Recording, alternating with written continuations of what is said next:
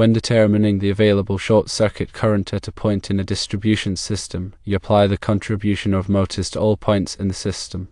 Motors are a source of short-circuit current, and as such, their contribution must be considered when calculating the available short-circuit current at any point in the system.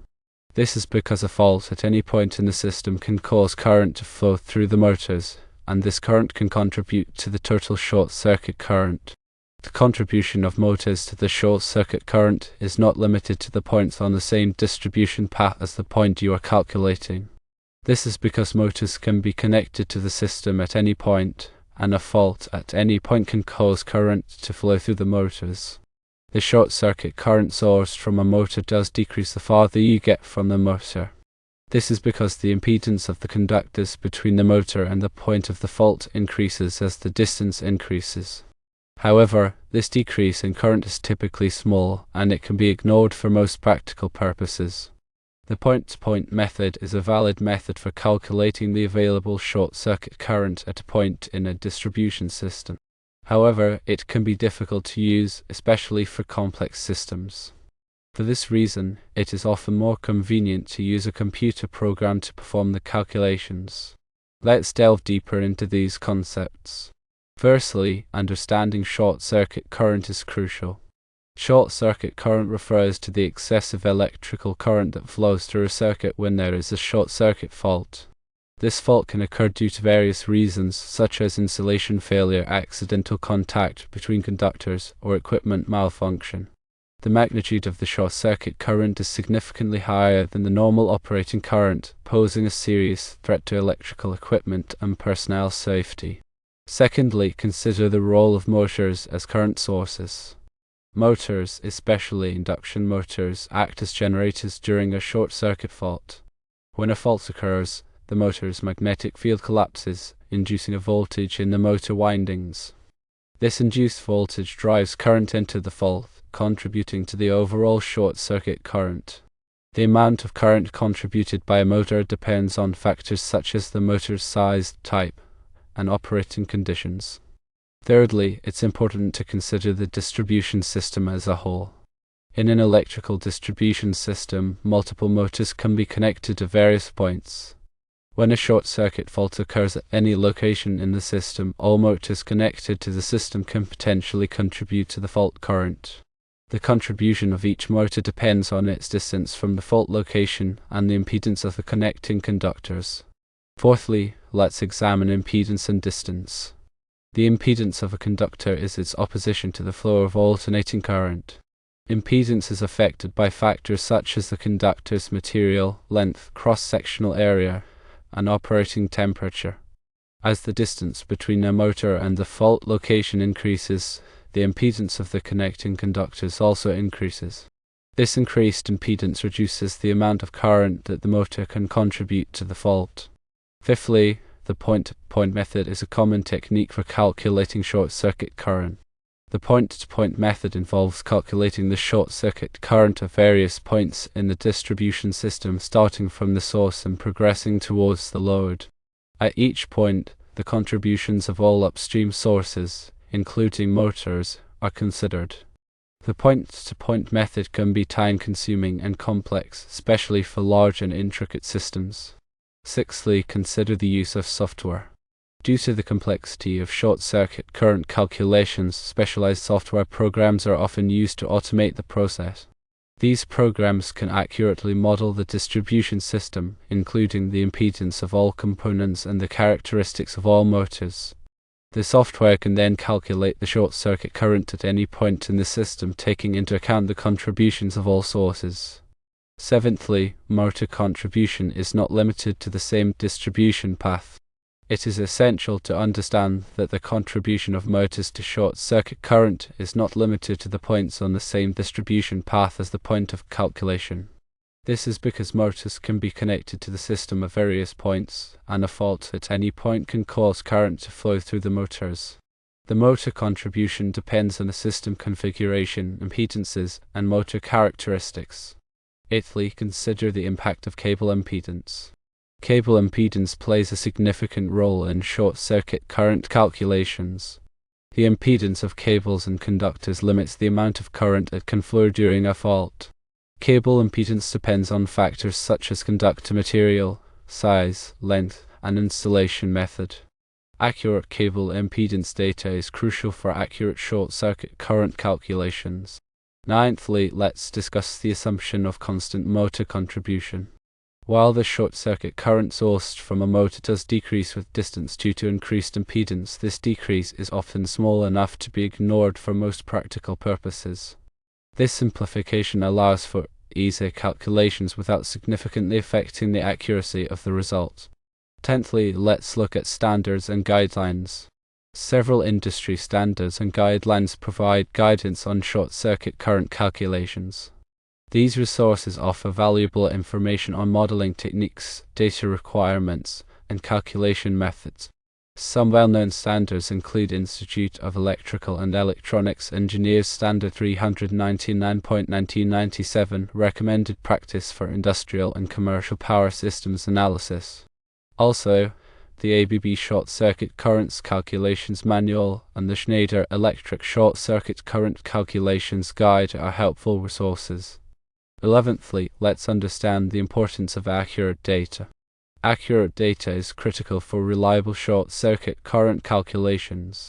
This data includes transformer impedances, cable impedances, motor characteristics, and system configuration information. Inaccurate data can lead to significant errors in the calculations, potentially compromising the safety and reliability of the electrical system. 12thly, understanding the impact on protective devices is also crucial. The calculated short-circuit current values are used to select and coordinate protective devices, such as circuit breakers and fuses. These devices must be able to safely interrupt the fault current to prevent damage to equipment and ensure personnel safety.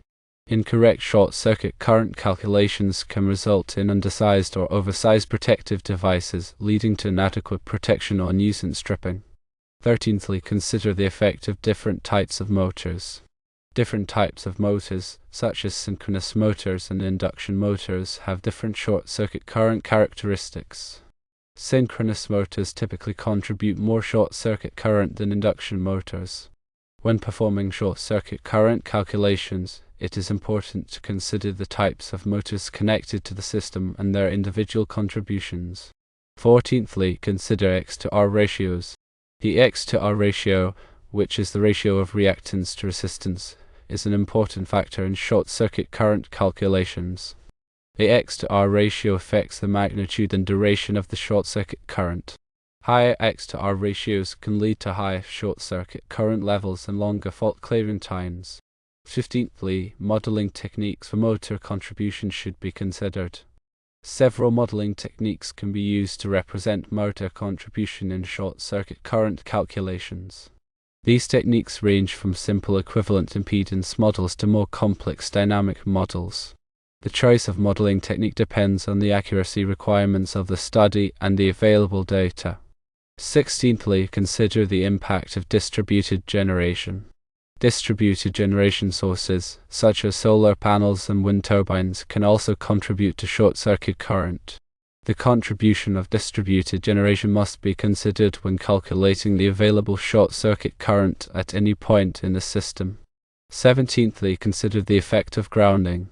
The grounding system of an electrical system can significantly impact the magnitude and path of short-circuit currents. Different grounding methods, such as solidly grounded, impedance grounded, and ungrounded systems, have different short-circuit current characteristics. 18thly, harmonic currents are also crucial. Harmonic currents can also affect short-circuit current calculations. Harmonic currents are non-sinusoidal currents that can distort the voltage waveform and increase the magnitude of the short-circuit current. When harmonic currents are present, it is important to use appropriate calculation methods that account for their effects. 19thly, let's look at the impact of future expansion. When designing or analyzing an electrical system, it is important to consider the potential impact of future expansion on short-circuit current levels. As the system expands, the number of motors and other equipment connected to the system may increase, leading to higher short-circuit current levels. 20thly, let's consider the use of current-limiting devices. Current-limiting devices, such as current-limiting fuses and reactors, can be used to reduce the magnitude of short-circuit currents. These devices can help to protect equipment from damage and improve the safety of the electrical system.